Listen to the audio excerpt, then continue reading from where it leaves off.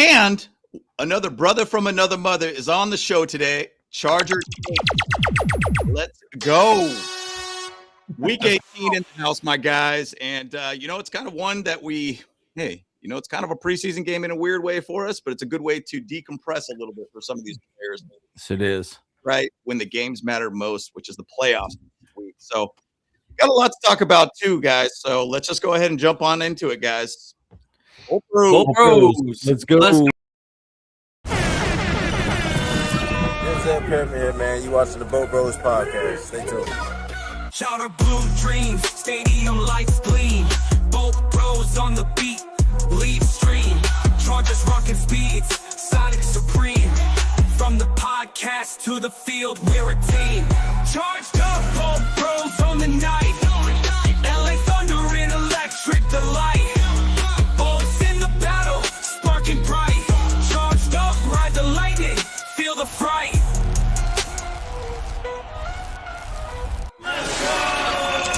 All right. There we go. Man, and by the way, everybody, happy New Year to you guys, too. I know there was some chats talking about that, too. And so happy New Year to you all and everything, too. Hope you guys had a great one. Safe out there and everything, too. But, guys, Week 18, here we go. What's your guys' thoughts, feelings about going into this week? Let's start with you, Andrew. Well, we already got a super chat here from Aether. Ooh, let's go. Here we go.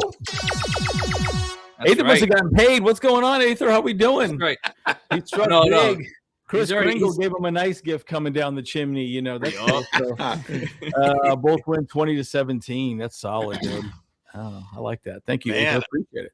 And I'm assuming that you're saying that we're going to play the Jaguars on Saturday to start the playoffs. I think the statistics of the early Saturday game is not very good for the team that's the road team. Now, I think the statistics, regardless of home game versus road team on the playoffs, is not good in general, but that's what happened last year to the Texans game, is that we were the first of the slated playoff games on Saturday, and it did not go well for us. So anyways, it will be different this year, my guys. So Andrew, what's your thoughts going into Week 18 outside of that?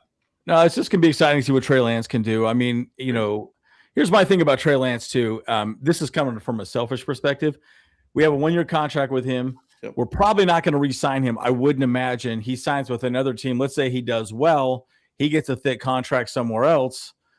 We get a comp pick for him. So that works out for us. So it gives these players that haven't really played an opportunity to show that they deserve to be in the NFL. He wants to be a starter. Let's make no mistake about it. He wants to be a starter. So again, he came into the league really young. I think he really went to a position where he probably could have done really well. Didn't quite get what he wanted out of, from the Niners. Didn't quite do what he needed to do. He wasn't going to be the starter in the Cowboys anyways. And he wasn't going to be the starters for the Chargers. So this is an opportunity for him to show these other teams that need a quarterback, hey man, I'm available, and we can get a comp pick, guys. So from a selfish perspective, I'm kind of hyped on it. So we'll see how it plays out. And we're going to sit on Marion Hampton and the rest of our banged up players. We'll see what happens. And I also saw one little thing that Keenan Allen might get $1 million. So he's playing for that bag, right? So it's kind of interesting. So I'm excited about that one. Chargers Chase, what's your thoughts, my guy? My thoughts are, I think this whole thing was a blessing in disguise because this is our bye week. And so if we're asking the team to, beat the Texans last week, then beat the Broncos this week, and they get their bye next week, that's a banged up bye. Maybe they lose that wild card momentum is always the debate. And then what if they did beat the Texans and then lose to the Broncos? That's bad. Yeah. Herbert's hand is banged up. Everybody's banged up. It's obvious. So I think it's good. And also, I do want to finish the season saying that we beat everybody in the AFC West. We swept everybody in the AFC West. And so to that note, look, the Broncos almost lost to the Chiefs B team. I see no reason why they can't I don't see why they can't lose to the Chargers B team as well. Yeah. I agree. Yeah, we even got another super chat from Aether here. He's giving some naughty words in this. Aether, who's this Betty you got up in this photo here too, buddy? What's going on here? Oh, wait a minute. Aether, you got a sugar mama? What's the deal here? But that's cool. I mean, I can't read that. This is a family channel here. Aether, family channel, my guy. He says he wants the effers. Jags, I'm not scared. Hey, dude. Buddy. Hey, they talked about it in Charger Weekly. That it was basically just like, hey, look, like we're ready for any team. I mean, if you really even look at that Texans game, and we'll talk a little bit more about that since Charger Takes was at that game. Yep. But we weren't far off. It was only a couple plays away. And the most reliable player, Cameron Dicker had basically 2 fluke, missed field goals and everything too. So ultimately, I think we could go toe-to-toe with dang near anybody, in my opinion. I think this team is ripping and roaring. And to Charger Takes comments, if we basically had to go into Week 18 to play against the Broncos, we might be banged up. Both teams are just going to go. It's going to be a slugfest at that point. Then you're going to be kind of limping a little bit into the playoffs at that point. So, yes, I think it truly is a blessing in disguise to have this bye week right now, too. So I think it's a good thing for the Chargers at this point. So, Kyle, last thoughts about Week 18 and your whole thoughts about this.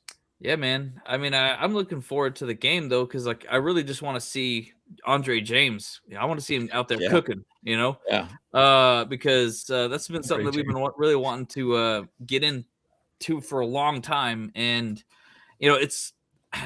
I do say, like, I mean, a lot of people are saying we could potentially beat the Broncos with our B team because they have been exposed very well. I mean, we're barely beating really bad teams, and they were only playing to competition. And so, when they play against us, man, it's not going to be a pushover by any means. Like, we're not just going to let them win, So it's going to be an interesting game. I'm looking forward to seeing what we do here. And Trey Lance he ain't no scrub. No. I mean, he was a first round pick for a reason. So so we'll see what he does. Well, even to say that too, this is kind of an audition for next year too for some of these players. Like, let's say Andre James does a great job. Like, I mean, obviously from where we're at right now with Bradley Bozeman and the PFF projections of who he is and one of the worst centers in the league and everything, it's only up from here at this point for the center position. What if Andre James does a really good job and they just think, hey, man, maybe he could come back as a center next year kind of thing? Who knows? There's a lot of players, and we'll talk about some of those players that I put on the list there too of players to watch this game for Week 18. So Charger Takes, I want to go back to you. I know we talked a little bit before the show. Hey, man, you were at that Texans game. There was a lot of hype about that one, too. It sounded like the stadium was going nuts throughout that game. And I even saw guys that I don't even think were too aware about the chants and all the things that the fans were trying to build up for that game. They were like, wow, was it me or just was that stadium just loud? And was it exciting? Give me your experience there, because it sounded amazing. It was one of the most beautiful experiences I've ever had in my life. Like, and I'm not even exaggerating. It was legitimately 99.99% Charger fans, sold out stadium. Awesome. It was a bummer that our backup DBs got burned due to miscommunication like twice in a row. So that kind of took us out of rhythm for the Thunder chant that was planned, but we stayed loud the whole time. And I was actually rewatching the game on TV, and you can hear it. We stayed loud. We stayed in it the whole time, even after the refs almost did for the game at the end. We still stayed loud until we got clocked. But that was the best Charger fan turnout of all time. And just to see the evolution of the fans and the culture grow this year. Like, I remember meeting you guys when we went 3-0 after the game, and you guys were like, the Harbaugh era has landed. And I feel like from that game on, when we started beating all these big market teams on prime time and just slowly building this momentum, I feel like that game is when it finally came together. And so just a beautiful thing to see. But it was the loudest Charger game experience I've ever had. And I was going in San Diego too. I mean, I was a kid, so I wasn't as aware, but right. Yeah, and I've been to many games in San Diego, and I never really felt, even in the playoffs, I felt like there was a fair amount of the opposition fans at those games. Jets game, the Patriots game, to whatnot.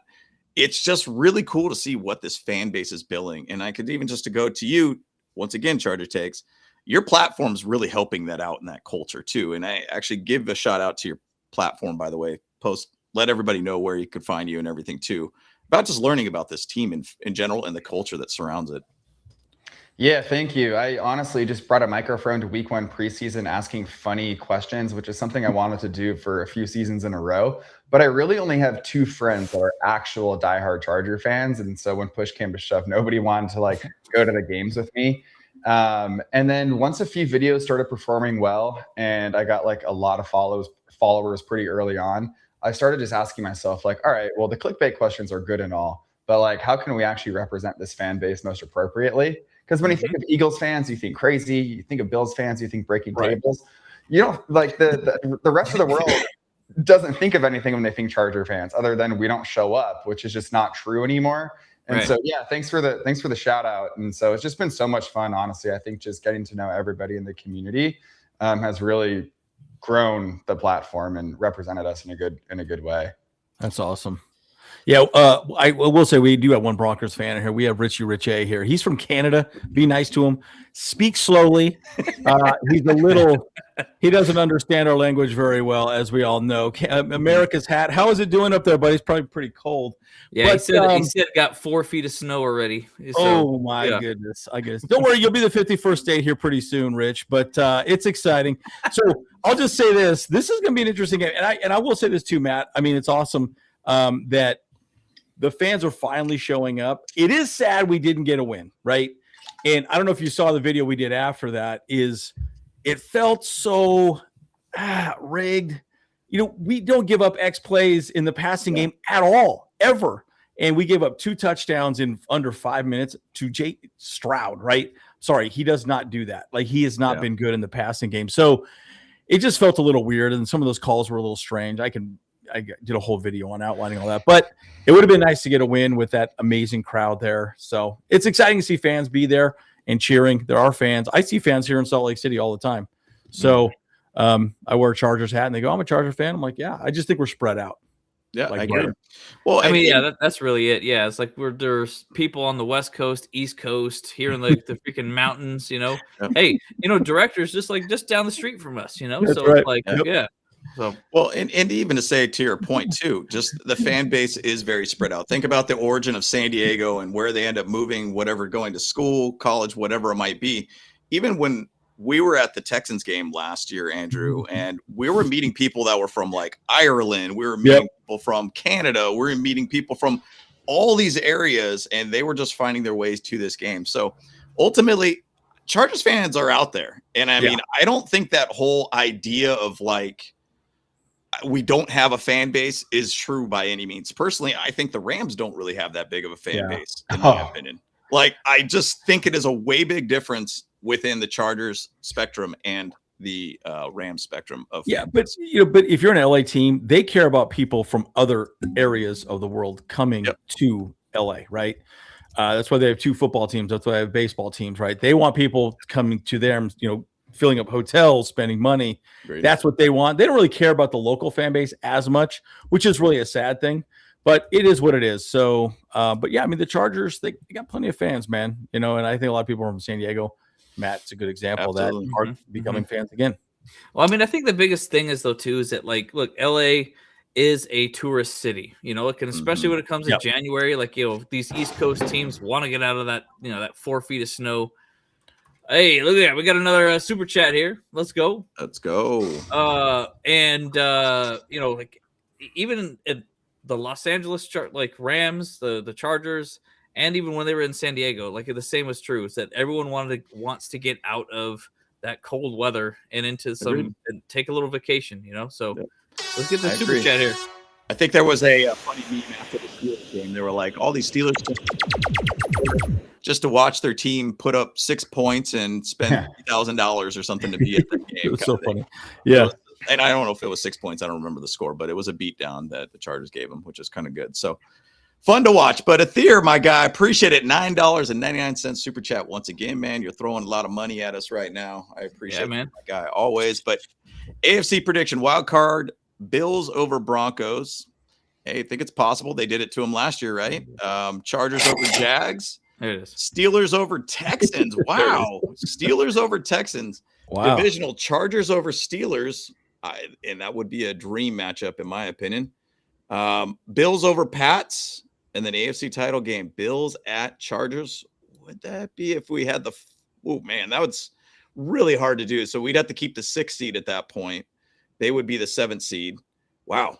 That would be awesome. I mean, how cool would that be if you found some sort of path to bring this team back to LA. That would be a tough path to see, but a lot of the top teams would have to fail. I mean, go back to a lot of people talking about the 1 and 2 right now that's sitting with the Pats and the Broncos. Are they frauds? We will find out in the playoffs, basically, if they're a real team or not. So thank you so much, Aether. Appreciate it. Thank you, Aether. Really appreciate it. Once again, my guy, dude. But once again, we appreciate having Charger Takes on the pod. Anything else you want to talk more about? Say the fan base, what you're building, anything like that too. I mean, I'll even say one thing. Last year, Andrew and I were at I think it was a Monday Night Football game against the Ravens. And that was the first time that I really felt like, wow, I think we got more Chargers fans here. And they're loud when we're on defense, quiet on offense. And that was the first time I've noticed something's changing here. And that's that Harbaugh era that we talked about earlier in the pod. But your last little thoughts about the fan base, kind of where we're going and where we're heading. I think it's really cool. I think one thing it meant I didn't specify was like, personally, I feel like everybody who left the Chargers has officially come back to some extent. And so if you still hate the Chargers because they left or whatever, you just weren't really a fan to begin with. And so I think all of us do share a similar story as Charger fans. Like, yeah, the move maybe didn't affect you personally, but it was still the vibe, you know? And so I do feel like, and then we had Brandon Staley. All I'm saying is we've been kind of trauma bonding through this experience as Charger fans, where it's like letdown after letdown after letdown. And then we got Harbaugh, we were ready to go. Then we blew it in the playoffs. And then this year we went 3-0 and then had some mishaps there. And so I just think the Texans game was like everyone's emotions and their love and their pain that they've been through with the Chargers. We were just uniting and screaming. And I think, dude, we run Southern California. What you said about the Rams is so true. And look, they can have LA, I think. Like, give the Rams LA. You guys, whatever. We own Southern California, and that was proven at Texans. And so, bolt up. Let's go. And that's the whole thing, man. We are truly a Southern California team. I mean, if we've moved, we stayed Southern California the entire time, which is great. But once again, anybody that's been on the fence, come and join us, my guys. Good times are happening right now with this team. This is a different era, and I expect this to be the best era of Chargers football, in my opinion, for sure, under Harbaugh. So good times, guys. I would say one last little thing. How much better would this team be if we had an offensive line? We are the 32nd ranked offensive line. I dare I would say if Rashawn Slater and even Joe Alt were just healthy the entire season, we'd easily be first in the AFC. I truly believe that. Because we're a run first team, and that offensive line has played so poorly across the board. Justin Herbert's practically running for his damn life. We got plenty of slides to show that. So let's set the stage for that conversation. There's a lot there to even to say about the running back side of things too. Najee Harris to Ryan Hampton. I mean, that's just another side of things. It's really weird what's happened with this team in injuries. But you know what? Look, year 3 is always a big year for a head coach. And obviously we still have a year in front of us. I was even just thinking a little bit about, before we jumped on the show, we have a terrible O-line. But there was a time with another team that had a terrible O-line and they still went to the Super Bowl. So let's see if something like that could happen. I'll talk about that in some of the slides here coming up here too. If you guys do actually want to, let's just jump really quick into we're kind of changing the format a little bit on this today, but let's just go ahead and do a word from our sponsor while we're here. And then we'll get into the slides and everything too. So I'll start pulling that up here for you guys. So here we go. Let's do it, guys. We appreciate Sleeper supporting the Bolt Bros this year. Sleeper, once again, shout out to Hog Media and everything too. We appreciate you guys and what you guys have done for us today. So let's just go ahead and get into it. So the NFL season is here, which means you could have a chance to 100 times your cash on daily fantasy football. Football has never been more exciting than it is now with players like CJ Stroud, Justin Herbert, Patrick Mahomes. Sorry, you're on the IR. Season's over with. Or Jackson, Justin Jefferson, etc. Pick on stats for these stars like touchdowns, passing yards, receiving yards, fantasy points, and more, up to 100x payout on Sleeper. Get your picks right, and you could win big. Use promo code BOLTBROS, and you'll get up to $100 match on your first deposit. Terms and conditions apply. See Sleeper's terms of use for details. Currently operational in over 25 states. check out Sleeper today. So very much appreciate it, guys. Once again, shout out to Hog Media and to Sleeper. We appreciate the support once again for the 2025 season. So let's just jump into the slides here, guys. I know we talked a lot about the fan base and everything too. We love seeing the fan base grow. We love being able to see the growth of Electric Avenue to Thunder Alley and seeing that growth and everything there too.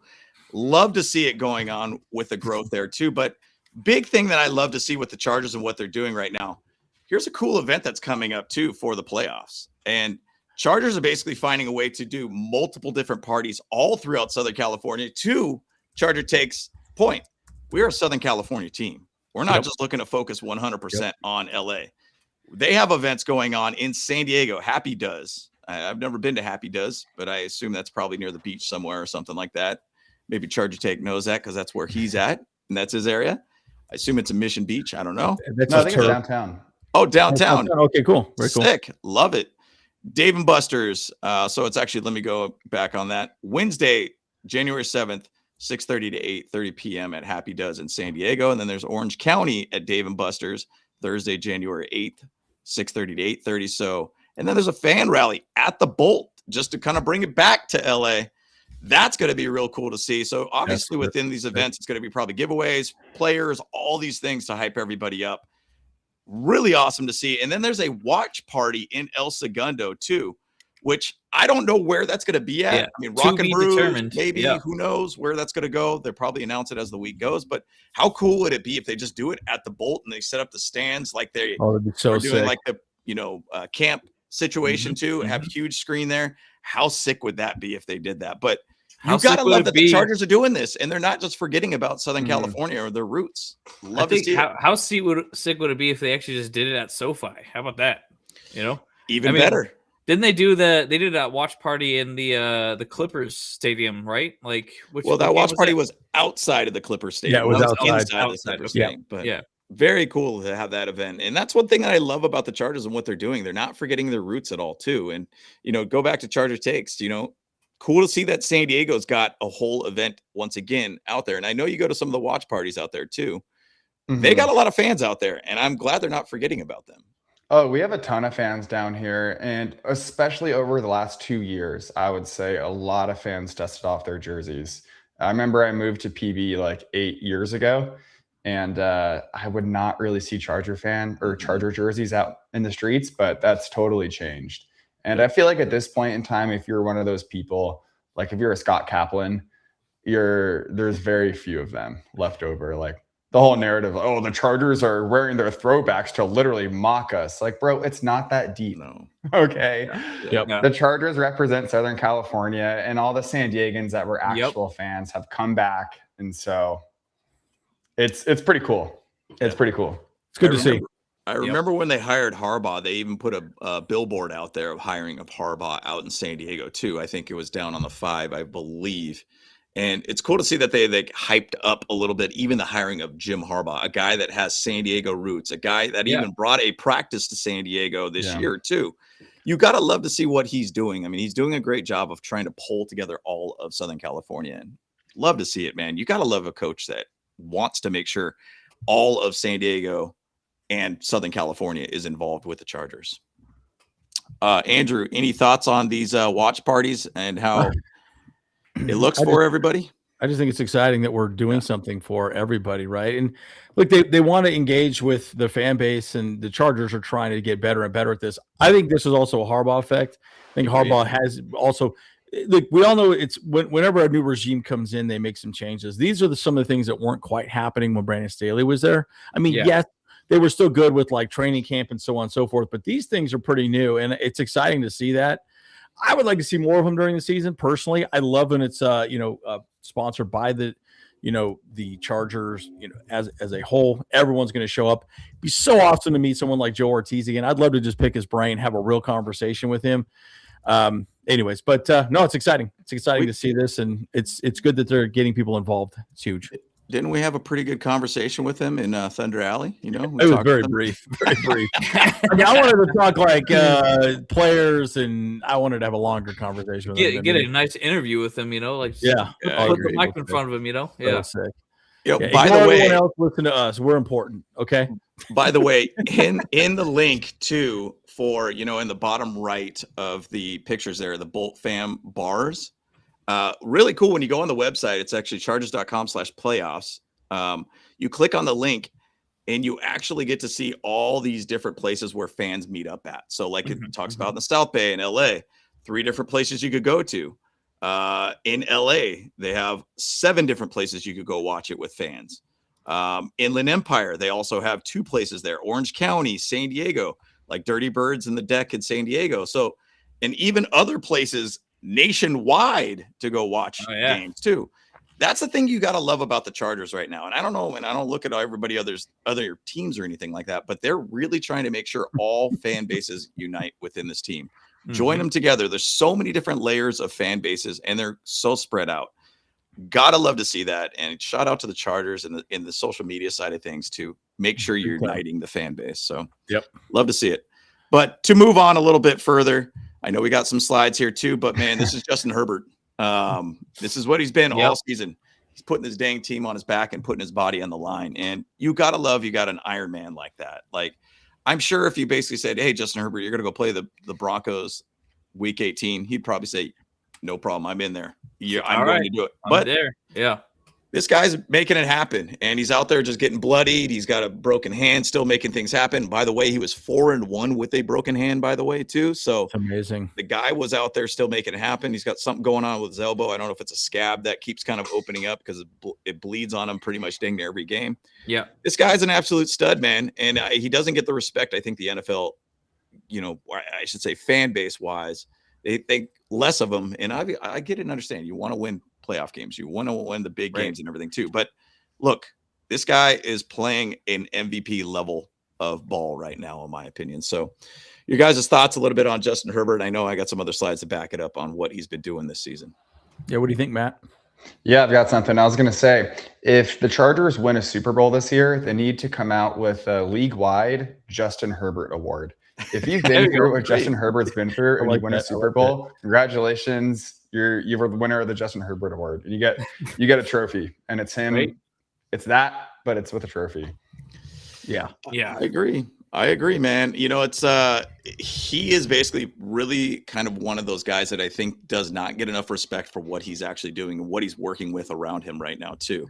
The guy's an absolute stud. And what he's doing. I mean, even to say last game, I mean, yes, a couple things happened where a couple drop passes and everything too, but that could have been a difference of the game where they could have actually won that game, and a game that was, would have had a fun week 18 game against the Broncos for the division, which it wasn't even Herbert's fault though, right? There was not at all. There was 2 plays. Yeah.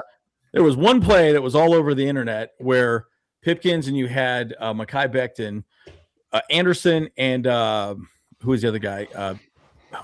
Why am I drawing a blank on his name? Anyways, the other edge rusher that's amazing. He was on the right side. They literally just walked in. Literally, they weren't even touched on the right side. Herbert dodged both of them, and then another rusher was coming. He stepped up in the middle, passed all 3 of them, and threw the ball, and Orlando Gatson still dropped the ball. Yeah. And I'm thinking, holy shit. That was not his fault, right? But unfortunately, his team around him did not help him out. My point is, he is running for his life Daniel Hunter. There we go. That's his name. I couldn't remember his name for life. Yeah. Daniel Hunter. Those guys are freaking gigantic, right? Massive dudes. But my point is, you cannot fault Herbert. The one thing I can say for a positive is just wait and see what he does when he's behind a good offensive line. See him on the Eagles. See him on the Bills, see him behind, the Colts offensive line. Holy smokes, dude. He would be cooking. So, anyways, I just feel like it's one of those things where he's just running for his life. And, hey, God bless him for it. We love him. But holy shit, help the guy out a little bit, please. It's pretty scary. Yeah, man. I mean, that whole sequence was literally sums up Justin Herbert's season in just one play, just running for his life. Yeah, throws the ball it was actually a dart. It was a perfect pass. It was perfect. Right in his hands too, and it boop, still out. It's like, why? Yeah. Yep. So I agree. You know, you got to love what he's doing. And just to kind of take a step further, obviously we've been beating a dead horse about the offensive line, but it is not looking good. Tyler, shout out Tyler from the Guilty as Charged podcast. But it was cool to see that Big Cat even retweeted it.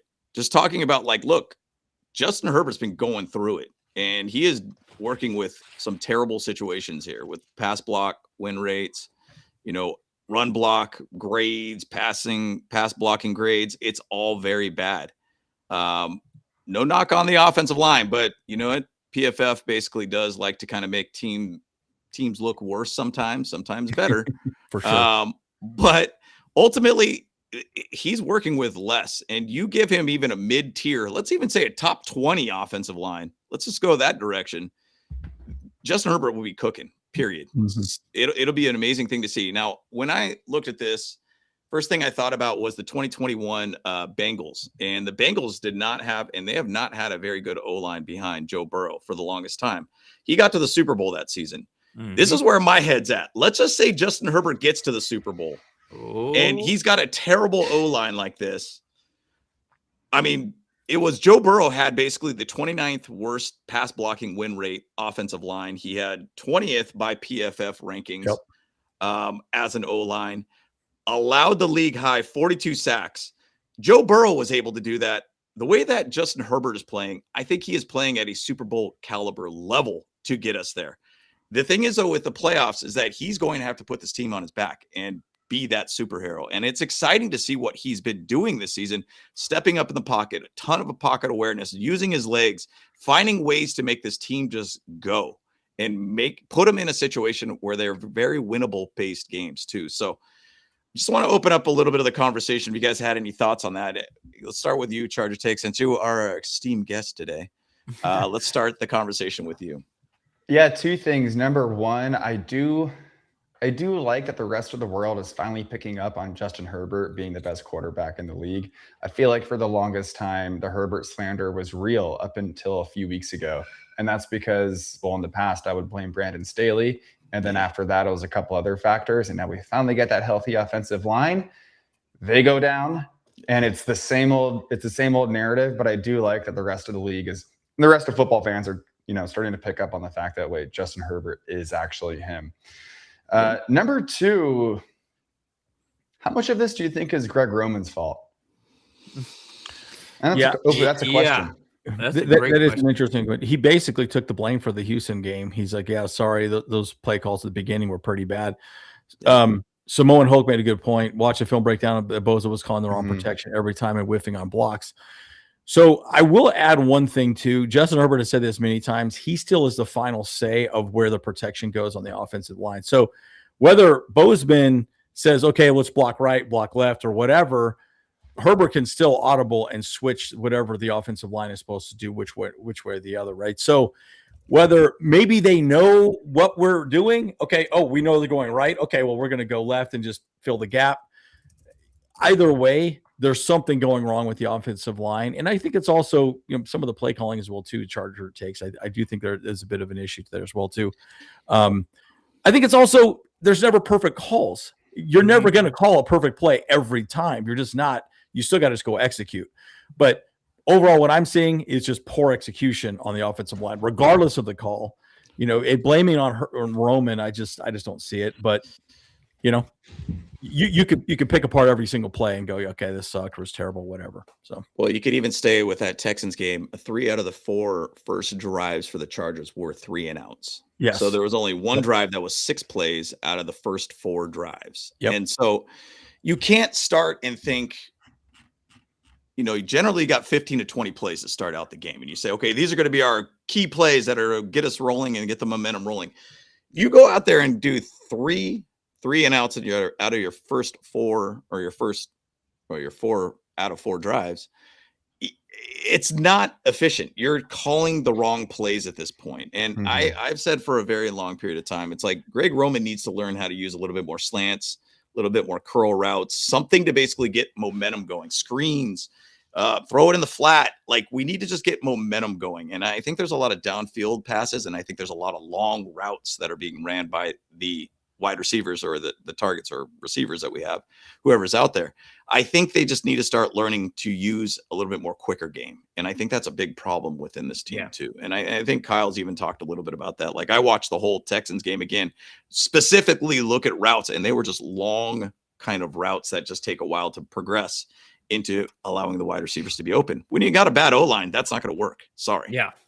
Oh yeah. I mean, that's what it seems like. The play calling from G-Rose basically is like he wants the plays to develop longer. And it's like, dude, when you got an offensive line and more importantly, the interior offensive line that is not getting the blocks in there, like, and the defenders have like literally a straight shot to Justin Herbert, you don't have the time to develop a play. You just got to get that dang ball out of his hands as fast as possible. And so chalk up plays that have that going on, you know? So that's the biggest thing. I agree. I mean, just to take it one step further, I know we could talk about this all you want about Justin Herbert, but there is a side that there is kind of an issue with Justin Herbert and when he's throwing the ball to wide receivers with people dropping the ball. Now, we've talked about this many times where sometimes Justin Herbert just throws it just hard at players. Yeah, he's just gassing it every time. Sometimes you don't need to do that. Sometimes you could finesse the ball a little bit. And you could say the Oronde Gadsden drop at the goal line too. Maybe put a little bit too much heat on that. But at the same side, it was a very catchable pass one way or another. Yeah. And, you know, right now he's got the third most drops in the NFL at 25. And I think even Ladd McConkey, last time I looked at it, maybe it was a couple weeks ago, maybe his rating has changed, but I think he was top 10 in drops too in the league. So there's a side of things that maybe he's just putting too much heat behind it. Maybe we just don't have the right wide receivers. I'm not sure, but it is a now 6-year trend with Justin Herbert where he's just putting maybe too much gas on it. And that's something that he's got to figure out. So one thing Keenan Allen said, I think it's first or second year, people were talking about that. He says, hey, we're NFL wide receivers. We should be able to catch the ball. It doesn't matter. Right. And doesn't matter. He says, you know, he's trying to protect the ball. He's throwing it hard, but yes, he can finesse the ball a little more like that. The ball to Oronde Gadsden was high and fast, but you know, and that other pass was high or low and fast. So look, at the end of the day, you're an NFL player. You should be able to catch the ball. Right. Great. So, Yeah, don't be having some little baby hands, you know. Come on now. Baby hand picket, dude. Hey, T-Rex arms or something too, you know. Yeah, like, come on, man. Let's get it ball in front of you. Come on now. Wait a minute. I forgot what I was supposed to be doing today. This one. Hey. That's an ode to Kyle and his fantasy football ending. Yeah, I totally forgot about this. Sorry, my guy. Did not go well for him. Oh, wow. Means, yeah. You got a whole thing here. There we go. Dookie. Yeah, I just turned and I saw it. I was like, wait a minute. Oh, I need to have this thing. Sorry about that. Yeah. I'm the toilet bowl champion in our family league, so I had to do something like this. So what should I get? I had the best record going into the playoffs, and I lost my game that actually mattered. And then I ended up in third place, which is super ridiculous. I mean, hey, you're totally fine, man. You're not the toilet bowl like I was, and like I totally could have survived. Like I literally grabbed a player off of waivers and and he was on my bench. I should have put him in, and then that would have made me not the toilet bowl champion. But I was a dumb. So there you go. Well, same thing for my league that I was in, also with another podcast. It was a podcast group. And I was just rolling through the entire league, 11-win team and everything too. I had basically, you know, Puka Nacua, A-Chain, James Cook. Like it was like my team was stacked, and I ended up losing in the finals. It's just like whatever it was last week. It was just ridiculous. It was a weird week of fantasy football. Chargers Takes. Did you play any fantasy at all, by the way, this year? Yeah, I was in 2 leagues, and I missed the playoffs. I was like the runner-up for playoffs in both leagues. Bummer. Worst. Well, shout out to Sleeper. They got a great platform, by the way. I'm going to give a little shameless promotion there too. Sleeper has a great platform for fantasy, so think about it next year too. So just to kind of give a little bit more positivity about this team, man. And there's a lot of things that you could always point out about the offense. And to me, this game, there's a lot of players that I want to watch on offense that might be a factor for this team next year. But hey, this defense is cooking, bottom line. And this defense is, I think, very overlooked as a strength within this team because of how the offensive line is playing. this defense is mean, and it could be an absolute just dog out there where we could just beat any team. And I think that this stat down here is amazing to look at. So Chargers are the only defense with more interceptions, 19, than passing TDs allowed, 16 this season. That's insane. Only defense that has allowed that. Now, what does that mean? Well, we could basically keep you under 20, and we could probably score over 20 at this point. We are set up. If our offense rolls extremely well and is a well-oiled machine, we're going to find a way to beat you guys. And the thing is, though, too, it's great. Like last week, couple picks. Basically, we're getting some good pressure all around. I think this team has the ability to be even better going into the playoffs. Give them a couple weeks to basically get their body right, and this team could just go out there and just be dogs. And I think that there's some really, really good matchups coming up for the playoffs too. So, Charger takes two. I want to throw the question out to you. I know you're at the Texans game last week, couple bad plays from the get-go, but after that, we look good. And I just want to hear your thoughts about this defense. Yeah, so Mickens, my favorite corner on the team, he was not playing. And so I don't know who the corner that got burned was, but then Derwin after the game talked about how it was a miscommunication. And if you rewatch those two plays, you can actually see the miscommunications happening. Yeah. And that ball was snapped as those DBs were talking to each other. Yep. And I don't know who got burned. It was a different DB each time, but the first guy that Elijah Molden was one of them. Was it Molden? I was unfamiliar with one of them. I think the first one, the guy with dreads. Dante Jackson. That was Dante Jackson. Yep. Was he a backup? No, he's a starter. Oh, so the starters got burned. Mm-hmm. Yeah. Mm-hmm. Yeah, he was one of our. He's been absolutely insane. Yeah, and so a little background. Both of those deals were just really poor communications. I think. Yeah. We run too high safety pretty much 90%. Well, I would say not 90% of the time now, but they were running too high safety, meaning there's supposed to be a safety up top for the deep pass. For whatever reason, they bit low on both of them. Yeah, and so. Wild. They bit low and then they went high, and that's just how it went, right? That's why I think we only gave up one passing touchdown over 20 yards the entire season up to that point. And then we gave up 2 over 20 in 5 minutes. So it was like, right. Ultra uncharacteristic. It was like, what the hell is this all about? It was just crazy. Yeah, and then they figured it out. Like those are the only 2 touchdowns the Texans scored for the entire game. So not to get too far off topic, but I'm not worried about the Texans, and that's why. Yeah, agreed. Cool. Yep. Second half defense has been phenomenal for this team too, by the way. Like they've been finding a way to just shut down teams. It's been an issue for the last 3 games where we allowed like early scores with this team. So I think ultimately, you just got to get your body right. Like, I mean, going back to Elijah Molden, he's been dealing with injuries all season too. There's been a lot of banged up players all around. RJ Mickens, I love it when he's out there too. You hope that he's going to be able to get right and get ready for the playoffs. Not even having Denzel Perryman that last game too, I think was a big miss too. I mean, he is just great to basically go out there and just take somebody's head off. Like he's just an absolute pounder of a linebacker too. So stupid that he got even 2-game suspension. And it's ridiculous. And but what about that freaking linebacker for the Texans? Azeez Al-Shar? Yeah. That guy concussed oh my gosh. Trevor Lawrence last year. Just knocked that dude's block off. And I'm like, come on, man. Yeah. And he's been as bad, if not 100 times worse than Perriman. So I don't know. The NFL has pissed me off this year in that regard, like a lot, right? They missed a lot of face mask calls on both sides of the ball, not just Chargers and whatever, but it's just they're making stupid mistakes. It's really frustrating. Just to button up that Texans game, I mean, that pass interference call at the end, to me, the way that I view it as so stupid. Yeah.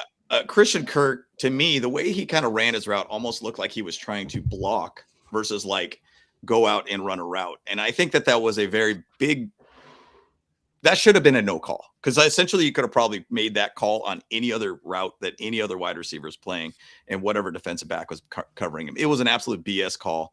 I think it was a terrible, terrible call. I don't like what that whole referee staff was basically calling this game. It was terrible. Yeah. Terrible. I mean, but to be fair, I'll be perfectly honest, is that the Texans were getting a lot more calls on them though. Agreed. But when it mattered, when it was a critical call, we got the end of the the worst call ever, though. Yeah, like I'm no referee, but that's not the time for a makeup call. Agreed. Right? Yeah. Yep. Agreed. Yeah. Terrible time. But it is what it is. Shoulda, coulda, woulda, but we didn't. But just to move on a little bit more towards Week 18, for you guys wanting to watch the game, obviously there's a ton of watch parties out there too. Go out there and try to find one in your local area. Actually, a perfect way to look at it, go on the Chargers website and to look at the playoff link. It's at chargers.com/playoffs. There is a right side there too about areas to watch it. There's places in Nashville, Dallas, Houston, San Diego, Orange County, Inland Empire, and Los Angeles, plus South Bay too, to watch with fans. I would say, hey, go out and go watch it with some fans. I usually go out to the Bull Pride 602 watch party here in Arizona. Great time always, man. And it's great to just be around fans and enjoy it. But if you're going to stay at the house, you can watch it on CBS. If you're in the red below, it'll be just local broadcast for you too. So it's a very widely broadcasted game. And so, hey, you know what? Bottom line, how cool would it be if the Chargers basically beat the Broncos too? And with our backups, like how cool would that be? Because this game matters to the Broncos, period. They have to win this game to get the 1 seed. So they are going to play their top players out there to try to win this one. So how cool would it be if the Chargers backups find a way to basically beat them? So that'd be sweet. I'd love to see it. Yeah. I was just gonna say, man, I'm not a Bo Nix guy. I think he's a fraud. He's got highlights. He's better than I've given him credit for in the past. Great. That's without question. He is a top quarterback, but if he had the Chargers offensive line, he'd be no better than the worst in the league. I agree. I mean, terrible. I mean, put him behind the Chargers O-line and see what he does. That's bottom line, because I think the Broncos have a very good O-line. They don't have the best of targets by any means, but when you give a good O-line to any quarterback, they're going to look like an absolute stud all around. So I think going back to the point, and I'm not trying to toot my own whistle, sound like a homer for the Chargers or anything, but hey, it is tough for any team to succeed when you have a terrible ranked offensive line at 32 and a team that could basically be 11-6 this season. It's crazy. I mean, most quarterbacks would get killed behind an O-line like this. Well, Justin Herbert has been killed, and luckily he's a big dude. Right. He could take the hits, but holy shit, dude! Like getting dry humped up and down the field ain't the right way to have it happen. I mean, man, it's embarrassing. It really is. Yeah. So. While this game is going on, too, the Buffalo Bills will be playing the Jets. There's rumors that Josh Allen will basically start the game, but potentially not finish the game. They're just trying to keep his record of consecutive starts going. So it might be basically a Mitch Trubisky game for him. But I'm pretty sure the Buffalo Bills will beat the Jets. You probably beat the Jets with your eyes closed, to be honest. Yeah. That team has not got one interception by any means. So the whole this 6 to 7 seed will be wide open. Chargers lose and the Bills win, basically will be the 7th seed. We'll be going to go play probably New England at that point. So we'll see. We'll see what happens here, but that's the things to watch. Great to see though. Great to see though that the Chargers game is actually going to be mostly nationally broadcast here though. So agreed. It's pretty awesome. And last point about the Bills game, the Bills do want to win that game because it's the last game they're playing in Highmark Stadium too. So they want to basically go out on a bang with the win and everything before they go in their new stadium too. So they have a couple of reasons to win. So nice. Yeah, for sure. Just kind of quick injury report. There's the thing is though with this, there's a lot of players that are going to be sitting out. I wouldn't say sitting out as an inactive. There will be obviously some inactive players, but there's going to be a lot of the starters that are just going to be backups at this point. So a lot of these guys on the list, I mean, Keenan Allen, he has the ability. I think he gets 6 yards. He gets an extra $250,000, I believe it is, as a bonus. And then if he gets 2 touchdowns, I think he gets another, $500,000, $600,000 or whatever it is, or up to $1 million in bonuses. So he's probably going to play. And I guarantee the coaching staff's going to try their best to basically make that happen for him. Yeah. Bradley Bozeman's probably going to be a backup, in my opinion, with this game. Let him sit out another game. Andre James will probably be playing this one. Darius Davis looks like he's good to go. Hampton is for sure out. Nico Reed is out, which is a bummer. I would love to have been able to see him more in this game. Jamari Sawyer, doubtful. Big list here, but bottom line, there's going to be a lot of players that will be active that are starters, but there'll be more of the backups in this game, and then the backups will be basically starting this game for the Chargers. Yeah, but I think it's a good thing, right?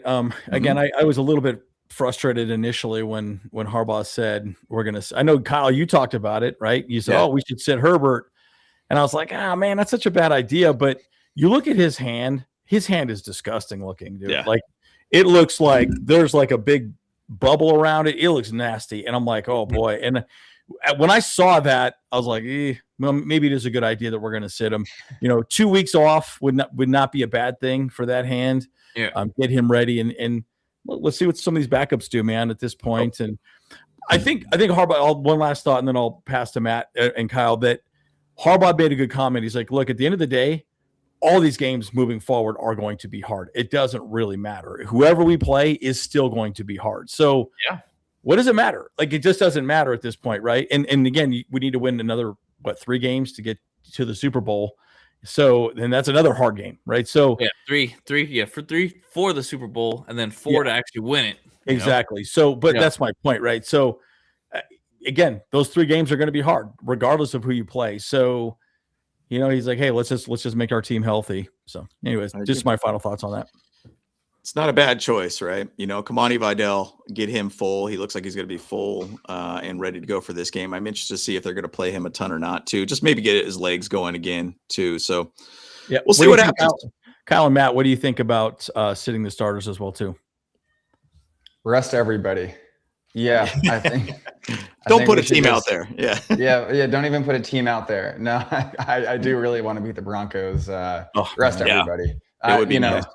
Beat the Broncos, as we discussed, and as everybody knows, Trey Lance is still better than a lot of starting quarterbacks in the league. So there's a really strong chance that we have at winning the game. But it really doesn't matter. I think the AFC is wide open as far as matchups go. And so rest everybody. Mm-hmm. Oh, yeah. I mean, I've been saying that. It's like, for me, like the biggest thing is not necessarily about just healing for Justin Herbert. It's about just reducing further injury risk, He's already out there running for his life and basically fighting for his life at all times. Like you guys got to remember about Mike Williams in 2022, man. Yep. Freaking was out most of the season, played for a little bit and then broke his leg again. And he was out before the playoffs. And so, that was his back, I think too. Yeah. He injured his back. Yeah. Yeah. So broke his back, man. Yeah. So terrible. I was going to say too, to that note, I was going to go on and say, if there was a way Spanos family could just pay Keenan Allen his incentives and bench him, I'm all for that too. I agree. I agree. That's a great point. So maybe a funny comment by Peaky Bolts here. Coaching matters, sit and rest, best decision. You can hurt you can't get hurt if you're on the bench. Stay away from fireworks. Yeah, Najee Harris. Don't punch women and stay out of the casino, which I was like, oh, that's pretty funny, Peaky Bolts. So I had to highlight that. That's great. That's true. I would point out one of the injuries, Dre Greenlaw, for the Broncos being out. That is a guy that is a big miss for the Broncos defense. And he's been a guy that has just had a very, very difficult time staying healthy throughout most of his career too. But that's something that could lead quite a bit into their playoffs and be a big factor for their playoff run too. So I think it's an interesting one to see that one too. So just to move on real quick. I know this is something it's kind of a busy looking breakdown here, but Chargers play in the afternoon, and the Colts, Texans, and the Jaguars versus the Titans are going to be playing in the game before this one. So I think Harbaugh's mentality was like, hey, look, we're going to know what's going to happen here at this point anyways. So we're going to know if the Texans get locked up the 5th seed or it's going to be the Jaguars in the 5th seed, either which way. Ultimately, we're going to play a road game, and we're okay with who we're going to play, whoever we're going to end up going to, wherever. If we go to basically the Jaguars is where we're sitting at right now, or if we end up going to New England, or if we end up going to go play the Steelers or the Ravens, it's just we feel good where we're at, and there's a lot of different scenarios at this point too, where we could get to the 5th, to the 7th, whatever it might be. There's a lot of weird things here, but this whole chart looks like an absolute weird looking thing here. But bottom line, I think ultimately we're probably going to get to the 7th seed. I would love to be able to see us sweep the division and go 6-0. We'll see. We'll see what happens. The thing is, though, with this game, this is an audition for a lot of players that could come back next season or to get big contract. Let's say Trey Lance goes out there and balls and beats the Broncos. guaranteed how many millions of dollars he's going to make with some dude signing them for a big contract. Yeah. Let's say the Steelers next year. Let's say the Jets next season. Let's say, I was almost going to say the Dolphins, but I think they're going with Quinn Ewers, and they still are stuck with that Tua contract. But there's going to be some quarterback needy teams next year that are going to pay this dude a lot of money, which gives us that comp pick when he ends up going somewhere else. And we need comp picks too, right? We only have 6 picks next year, so that would be a big thing for us. But again, it goes back to what I said. But Harbaugh said it. All these teams are going to be hard. So what does it really matter? We got 3 tough games in front of us. Let's just get healthy for them and move forward. But it doesn't look good for us to not get the 7 seed. I think that's pretty much what we're going to get for the most part. So. Right. And go back to the point. The Bills basically wanted to end their season in the last game in their stadium that is now going to be gone after the season. So ultimately they want to win. Chargers, it would be awesome to see the win, but at the same time, if we lose, hey, we're going to New England probably. So you know, my one take, maybe we should talk about this real quick. Who do you think we match up best with? I think we match up best with the Patriots and the Bills. And really even the Broncos have not played that great recently defensively. So I think with the Texans, their defensive line is just so good. Those guys are freaking animals, dude. And so I don't know, like I kind of like the Patriots just because, they're prolific offense, but our defense is really good. And I think our defense will stop most of their offense for the most part, but I don't worry about their defensive line. I think our crappy offensive line matches up well against their really crappy defensive line. So I don't know. What are you guys' takes on that? Matt and Kyle and James, what do you think? Matchups are tough. I agree with everything you said, especially with the defensive line on the Texans. I think, look, the Chargers are the best team in the playoffs, but the offensive line is so terrible. We even had a half decent offensive line. Without question, the Chargers are the favorite. And so it's tough. I really do not know, but hey, let's just put it this way. Whoever has the worst defensive line, I'm all in on the Chargers. So it's tough. And that's the Patriots. And that's the Patriots. They have one of the worst defensive lines out there right now. And they're one of that, to me, you go out there and look and say, okay, the Patriots are playing a 4th place schedule this season. They're playing an absolute cupcake schedule all season. And look, I get it and understand that Drake May looks great. But once again, if you look at the defenses he played against, are some of the back end defenses of the league. And that's almost dang near every game for him. There's probably like 3 games that he's had like pretty fair defenses. And I wouldn't even say those are top 10 defenses. That team's going to have a hard time going up against the Chargers because our defense is really good. Justin Herbert is doing what he could do best and still getting the ball out there and putting this team in a great position to win. The Patriots are one of the worst in getting sacks. And so ultimately that is not a defensive line that you basically want to, we have one of the worst worst offensive line in the league, but they have a defensive line that doesn't get a whole heck of a lot of pressure and sacks. So ultimately it's the best situation for us to go up against the Patriots at this point. So we'll see what happens. Go Pats. I've never thought I'd be saying that in my life. I did play on the Patriots when I was in 6th grade. I was on the South Orange County Patriots. So go Pats. Let's go. Let's go. Yep. And I think it's the right choice. I mean, and ultimately, and I'll just add one more point to that too. Patriots haven't gone up against a top 10 defense, period. Yep. And I think that's really we're going to go out there and harass them if we end up playing them out there. So I think this could be a very, very big challenge for Drake May against our defense. So I'm all for it. So we'll see what happens. Yeah. Like I said, any game, no matter what, it's going to be hard, right? Agreed. I mean, the Jags look good. And again, Paul Popper says, we said that against the Jags and look what happened. Look, the bottom line, Jags and the Texans. The thing about the Jags and the Texans, in my opinion, they have a very good defensive line, right? Yep. So interestingly, remember when we faced the Jags this year and we got mollywopped? It was because, actually they were getting pressures, but they weren't getting sacks. Mm-hmm. And then it changed once they played the Chargers. I mean, we were like the slump buster for that defensive line. All of a sudden they started getting sacks, right? So, I'll just say this: we know our weakness, and if we can, we match up better against teams that have a crappy defensive line. Is kind of all we're getting at. But I will say, any squad, any place, I'm ready. And I think this team is going to be that same mentality that they're going to say, "Hey, look, we're ready for whoever's in front of us." I mean, we don't have a choice of who's going to be in front of us. It's whatever we get slotted as, that's the team that we're playing. And to be honest, we play the Texans, let's say they find a way to win the division or anything, I don't feel bad about going against them. It's not like we didn't have the opportunity to beat them. We basically had 3 bad plays in that one, and we could have pretty much beat them. Yeah, pretty much beat them. Other than getting burned and Dicker having too many drinks on Christmas, like we pretty much beat them. It seems like too much eggnog. How crazy was that? Even if he had just kicked that extra party. point and field goal, we would have tied. You know, it's just Just felt like that game just felt so rigged to me.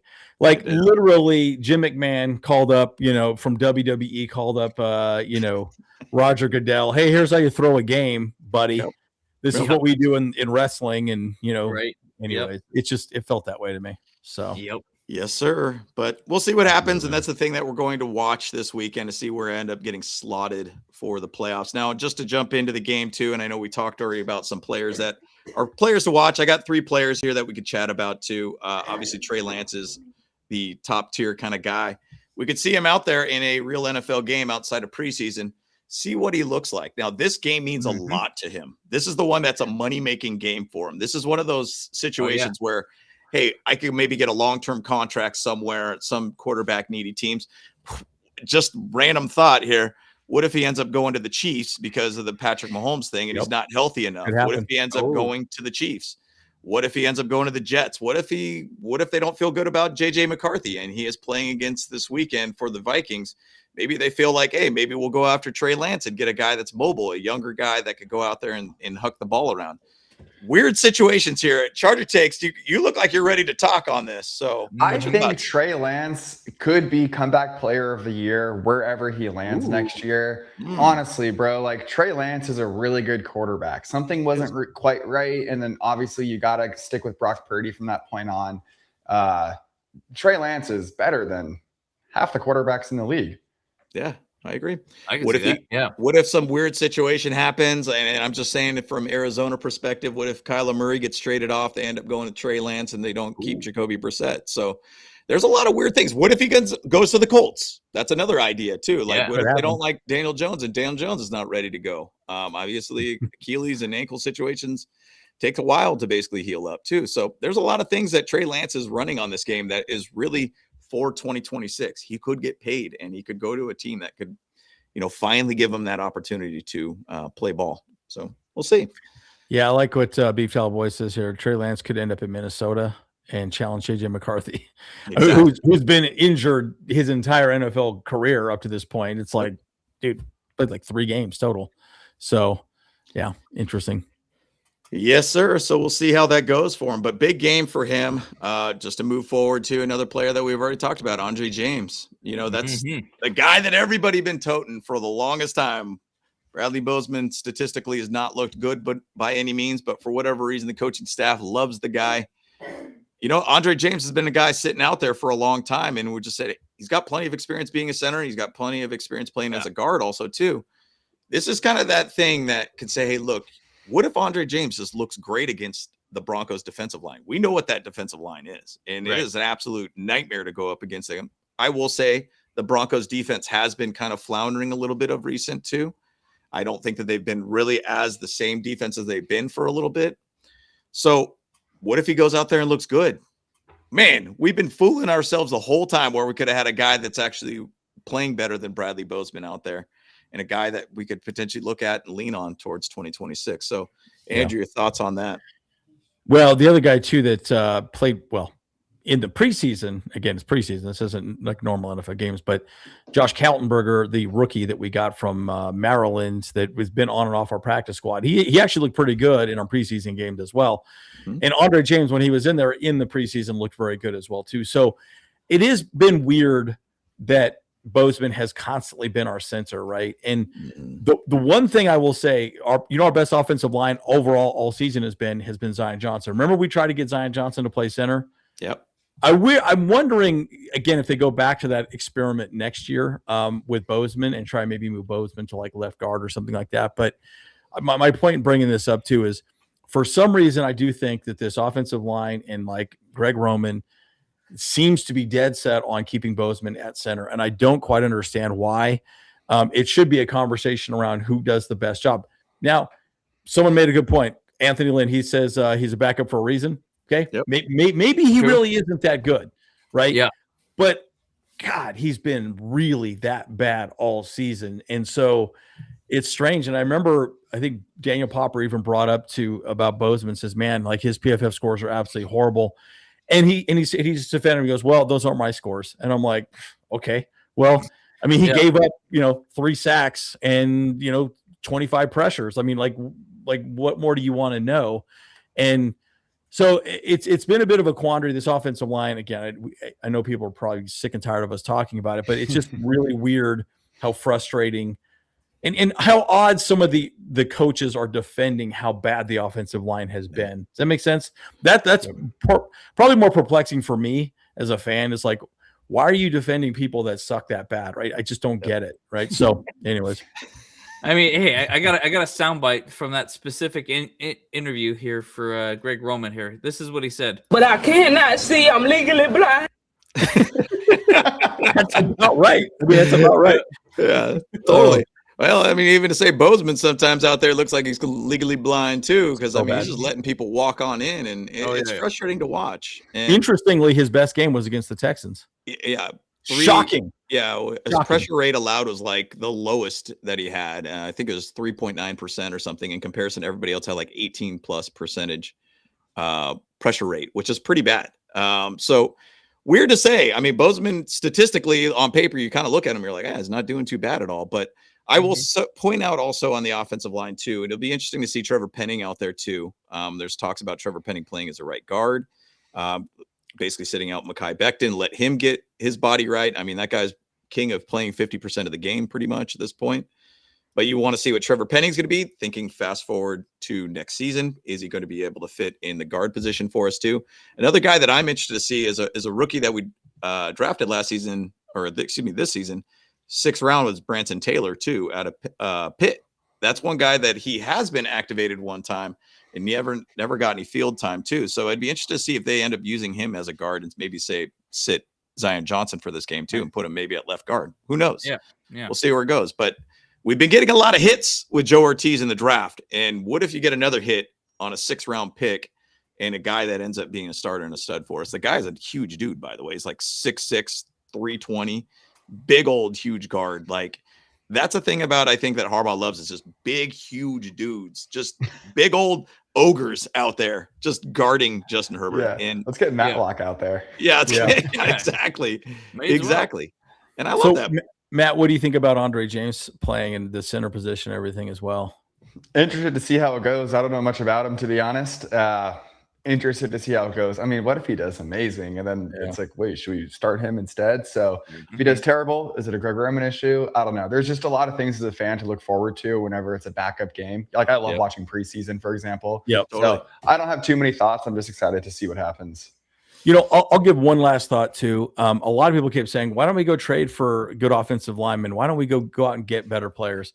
Guys, even if you are a bottom of the barrel team, you do not give up your big fat boys up front that can block well. You just don't do it.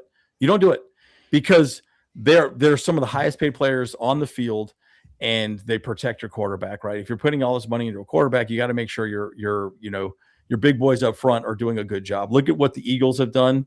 They have an amazing offensive line. They have an amazing defensive line. They don't give those people up ever.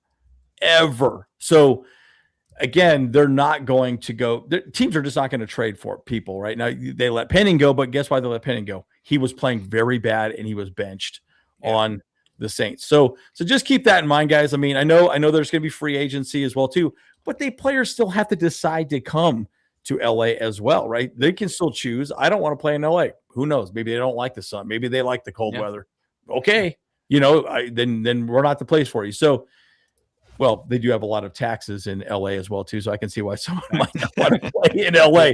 But anyways, that's a whole other beside the point conversation. But again, it's not as easy to make a good offensive line, right? You even with $100 million we have next year, it's still going to be tough to go out and get the right guys. But yeah, totally. A few thoughts on that. Well, I got two thoughts here for this Bozeman and Andre James situation.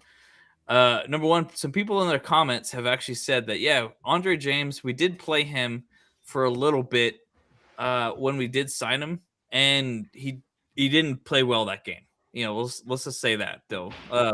So that is one concern that I have about this one. But let's just say he was fresh. He didn't get coached up well enough, But now he's been coached up. Maybe he'll do better this way.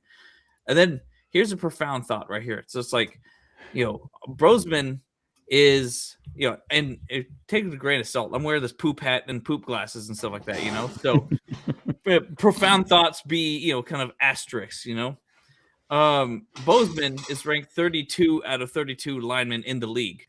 But my camera's hang on a sec, my camera. We can still hear you. We're good. Yeah, 1 sec. I gotta fix this up. But Bozeman, but that also means that he's 32, the 32nd ranked center in the entire nation. How about that? Yeah. So well, you could even say global if you want to say global. Yeah. It's like globally. It's like it's like okay. Put things into a little perspective, like the NFL is the top league in the entire world when it comes to football. So there you go. So just like, just throw that out there a little bit. Even to just say Tyler Linderbaum, he's going to be a free agent next year too. He is the center for the Ravens. It's interesting to say, we could go out there and try to get him. I assume he's going to come back to the Ravens. I don't assume that they're going to let him. They won't let him go. Like that. But the thing is, though, it's interesting about the metrics. When you look at the RAS scores of draft prospects, the RAS scores are actually Zion Johnson has the same RAS scores as what the Ravens have been choosing for center position. So, like, if you look at his whole relatively athletic score from his draft time, is the same exact RAS scores as most of the centers that they've had with the Ravens. So, go back to that whole point. Zion Johnson might end up being the center next year. We'll see if that happens. If those metrics fit out well, we'll see where it goes. But we'll see where it ends up planning out here. My opinion, if you're going to do a lot of drafting, draft that inside O-line 3 rounds in. Just first, second, third round, just go O-line immediately. Interior O-line. We just need to make sure we build that up as much as we possibly can.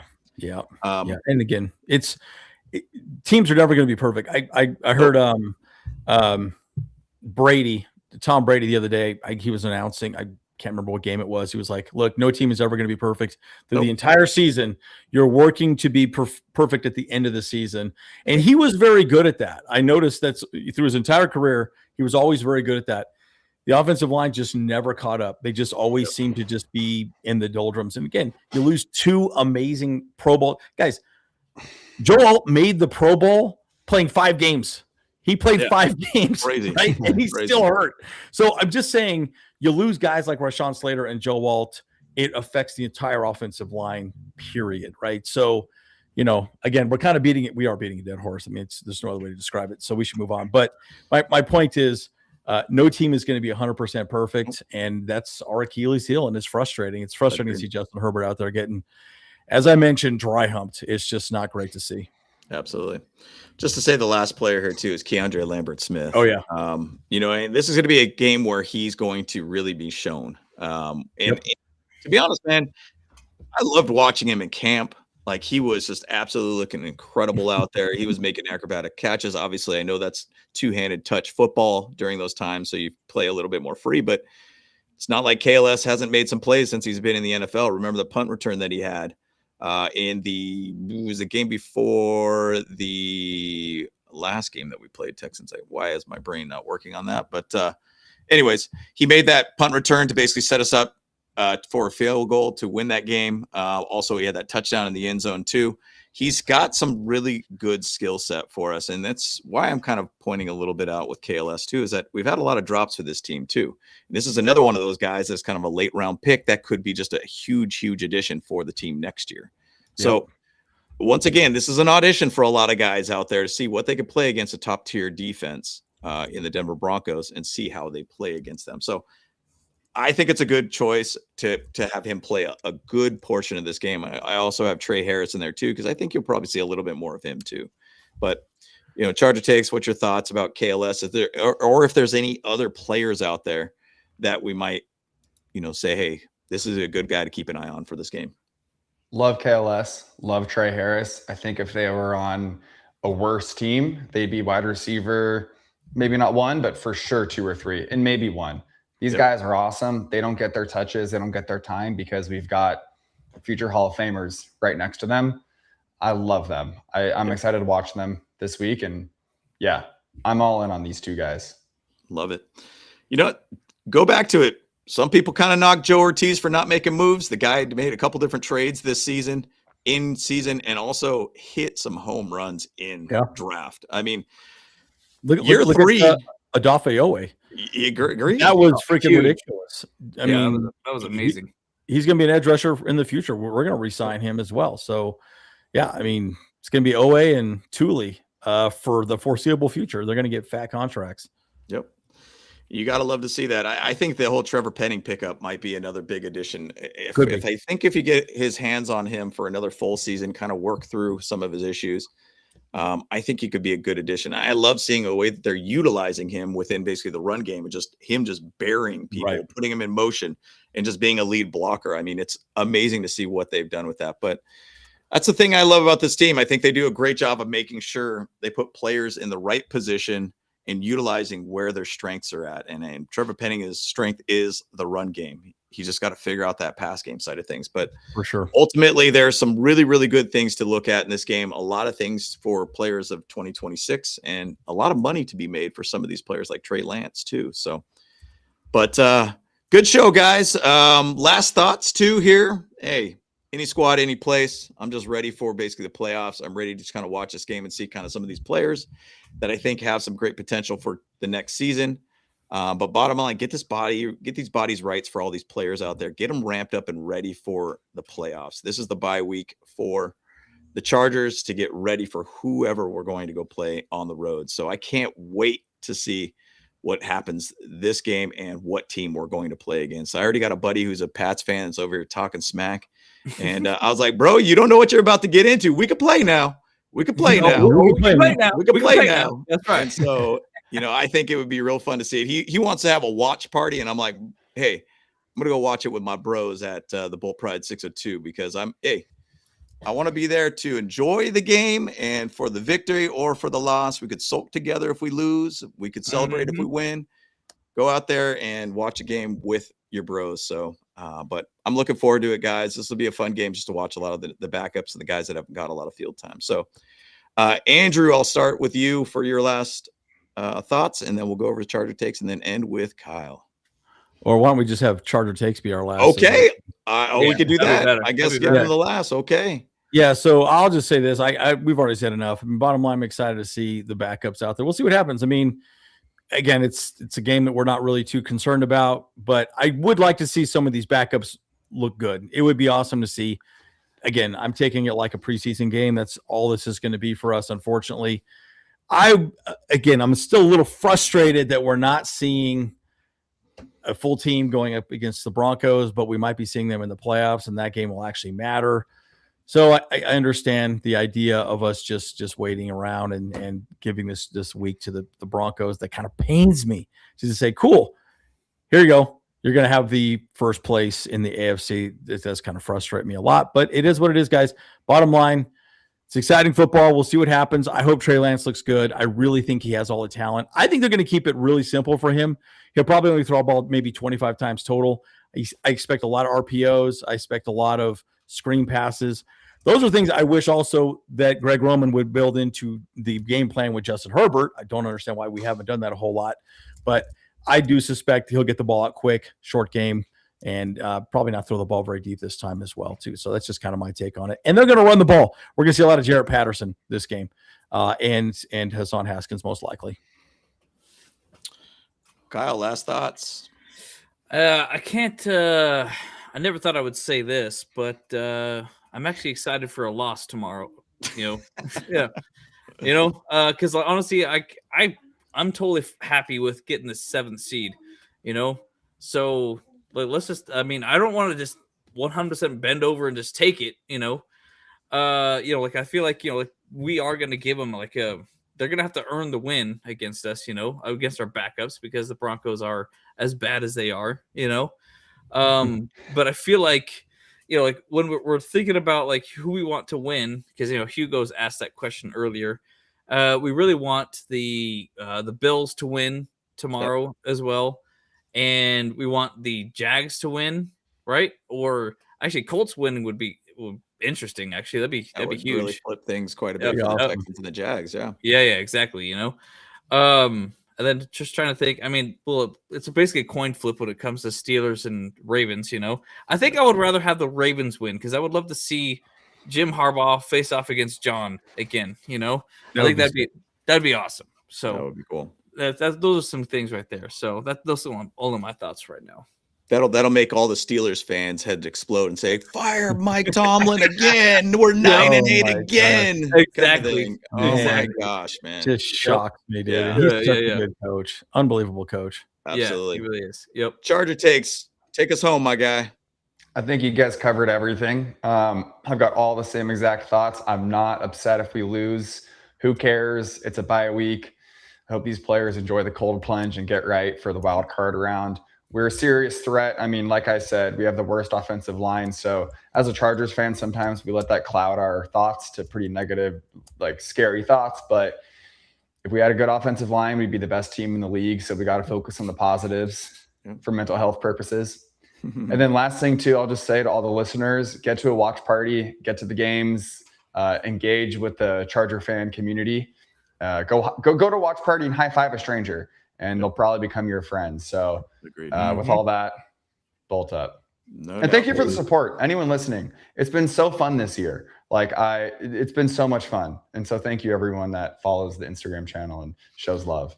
Yeah. And anytime that you guys go to a game, you go to the pink lot, you'll basically be at Thunder Alley, Electric Avenue. Charger Takes is generally there just interviewing people throughout that whole entire time. And it is an absolute fantastic time. So in 2026, when we got home games once again, go out there and check out Pink Lot. You'll see basically a bunch of fans there. Great time all around. You could even bump into Charger Takes, and maybe even the Bolt Bros are there too. But it's a very, very good time to basically be around pregame for the game. So one last thought I'm just going to say, and I know we always do this one last thought. Hey, last time the Chargers did kind of have a bye week, we went 4-1. We went straight 4-0 at that point.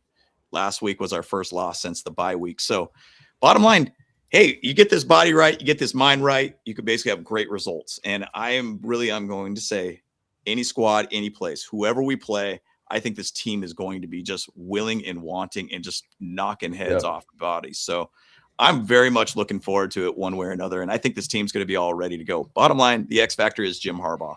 And Jim Harbaugh is an absolute winner. Year 2, Harbaugh got the Niners to the Super Bowl, by the way, against the Ravens. So, hey, we'll see what happens here, guys. Any squad, any place. This team's got a great mindset right now, and I think that we got great potential for this team. So, but 100%. Yep. All right, guys. Once again, thank you, Charger Takes, for showing up on the show today. We appreciate you, my guy. You're always appreciated to be on the show, and you can come on anytime you want. But once again, guys, let's bolt up and let's get out of here, guys. Bolt Bros. Thank you, guys. Hey, what's up? Cameron Dick here watching the Bolt Bros podcast. Let's go. Charged up, Bolt Bros on the night. LA Thunder and electric delight. Bolts in the battle, sparking bright. Charged up, ride the lightning, feel the fright.